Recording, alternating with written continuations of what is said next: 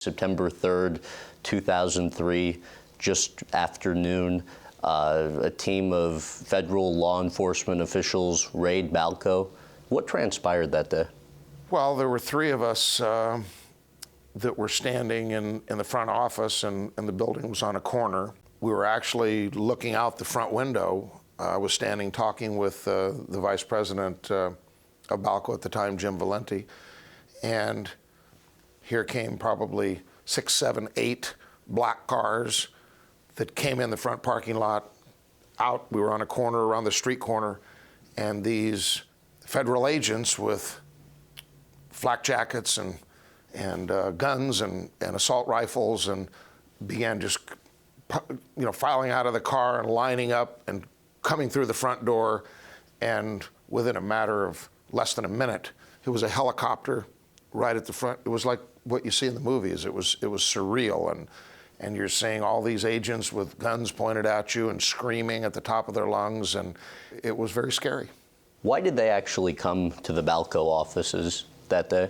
Well, as everyone knows about the dumpster diving of Jeff Novitzky, that for about approximately a year before that day of the raid, I believe it began in August of 2002. And Novitzky being the lead BALCO investigator. Yes, he was going through our trash on a weekly basis until he accumulated information that he, took to the U.S. Attorney's Office, and eventually they got their search warrant.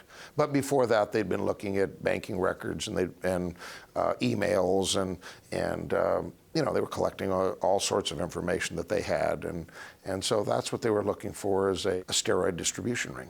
IRS Special Agent Jeff Novitzky claims in his sworn declaration, Article 10, and I'm going to read it to you. Upon confirming that the premises had been secured, I returned to Conte, James Valenti, and Joyce Valenti, all of whom were sitting in the waiting room area with several agents. I explained that we were there to execute a search warrant on the business. I personally showed Conte, James Valenti, and Joyce Valenti a copy of the face sheet of the search warrant. Your response to that would be what? That's a lie. A lie? That's a lie. What happened? He never showed us the search warrant at any point in time. And I filed a declaration under penalty of perjury, as well as Jim Valenti, that we never saw any search warrant.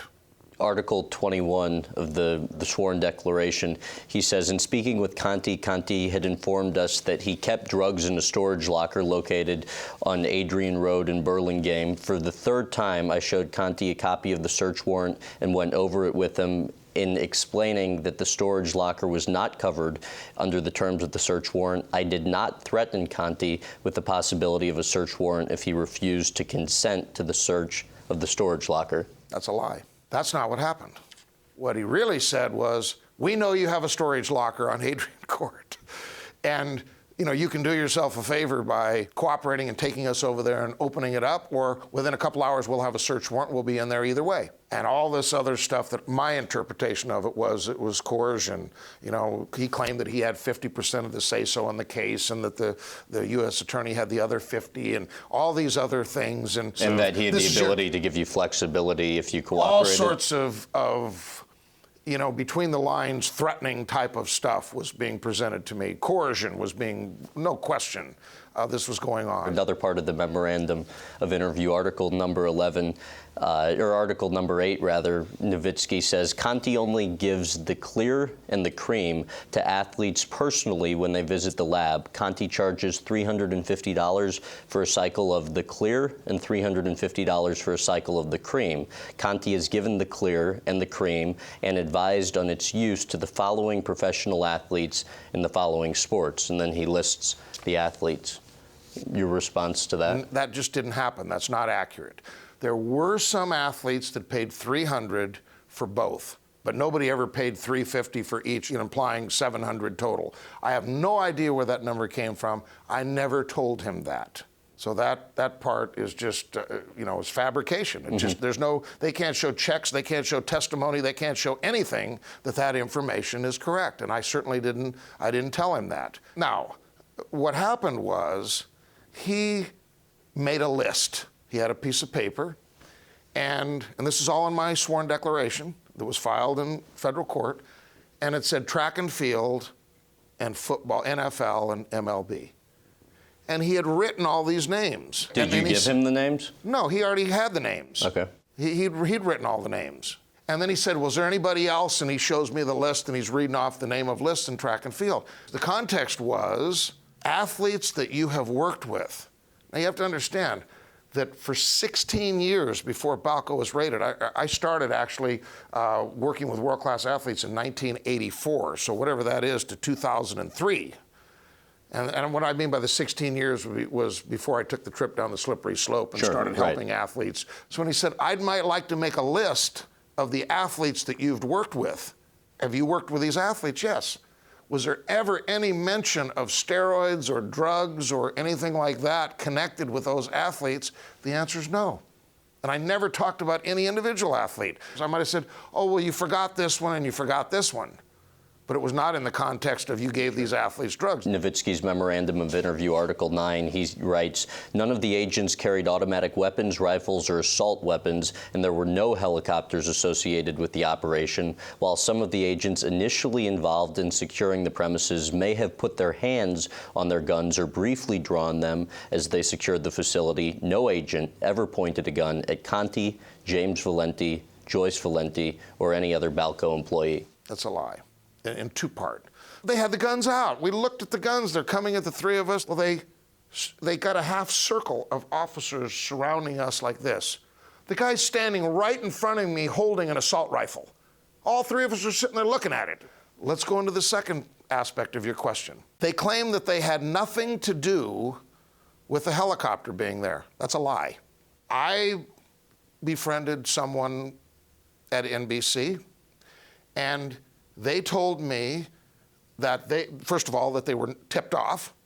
Secondly, that they were second in line, so when they pulled up, the cameraman filmed the helicopter. So I actually got the number off of the helicopter. And I went to whatever it is, Department of Aviation, it's in Springfield, Missouri, gave them this information and found out that it was a company called Helinet. They do a lot of government work, including the transport of 9 U.S. presidents. Now, I wrote to them, and we plan to try to subpoena all the records for that helicopter and get this information and present it at this evidentiary hearing, basically to show that Novitzky had committed perjury. Given how many times you're alleging Jeff Novitzky, the lead BALCO investigator, has lied, according to you, explain the irony in that, given what many of the athletes he's investigating have gone to trial for. Perjury. And I've said this numerous times. What you have is a group of cheaters chasing a group of cheaters. It doesn't make it right for the athletes to do what they did. It's wrong. It's all wrong. But when I see that because they're law enforcement, who's holding them accountable? They did an internal investigation of Jeff Novitzky based upon money that was missing when they raided Greg Anderson's house. $100 bills that were missing, that were there, that were counted by one group, and by the time it got to the next group and transferred from a bank in Oakland to San Jose, money's missing, cash. These are IRS agents that verified that cash was there, and then by the time it gets to another location, part of it's missing. I don't think that's good for the credibility of these agents when they get on the stand to testify. The Game of Shadows, the book by two then San Francisco Chronicle reporters, Lance Williams and Mark Fainaru-Wada. It's about BALCO, the performance-enhancing drug usage by many athletes. What's the likelihood that Novitzky was one of their primary sources? I think it's very likely. Well, look at the information that's in the book. I mean, I went to the BALCO parking lot at 12 o'clock, and it was 60 degrees, and the moon was out bright, and how descriptive it is of all the details about some of the things that he was doing when he was in the car with Barry Bonds and what was being said and all this. I don't believe that it came from the other people in the car, and I've talked to some of them. I believe that this information came from him. They refer to him in some of the sections as a hero, but he's never mentioned in the acknowledgments. And yet other IRS agents are, all sorts of other law enforcement, but not him. San Mateo County Narcotics participated in the raid of BALCO. What knowledge do you have of some of their undercover officers purchasing illegal performance-enhancing drugs for their personal use? Yes, that's my understanding. That's what I've been told. And I do know that there was an investigation, an internal investigation within that department. And I do know that some of the people that were the recipient of those anabolic steroids during the investigation transferred out to different nearby locations, and then once the heat was gone, they came back to that department. The department that participated in BALCO, the investigation, people in that department, they themselves were using some of the very drugs that you were being busted for. Yes. Tell me about the time Jeff Novitzky, the IRS special agent, lead BALCO investigator, almost got in a fight with Barry Bonds, then trainer Greg Anderson. Well, this was told to me by, a friend of Greg's. I don't know that they would want this information, out there, but apparently what I was told by the person who was there is that Novitzky's daughters played soccer in Burlingame there, where BALCO was, and Greg's son and this other gentleman's daughter played soccer there, not necessarily at the same game, but at the same park or wherever they held these at the time. And as it turned out that after the game, as they walked back to their cars, that Novitzky with his wife and two daughters and Greg's friend and his son and his daughter were parked here, and apparently there were some looks exchanged at each other. And what I was told was that Novitzky put his family in the car and then walked over and got in their face and asked if they wanted a piece of him, and was basically challenging them to a fist fight in the parking lot of a park where the kids played soccer. And what was the response of Anderson and his friend? Well, Greg, with all the problems and issues, legal issues that he had going on at the time, didn't want any parts of this. And of course there was, some evil looks and words that were exchanged, and then, they got in the car and left. But it's quite interesting that a law enforcement guy would try to take it there personal, face-to-face, bumping chest, pressing noses, and basically challenging somebody that you arrested to a fist fight.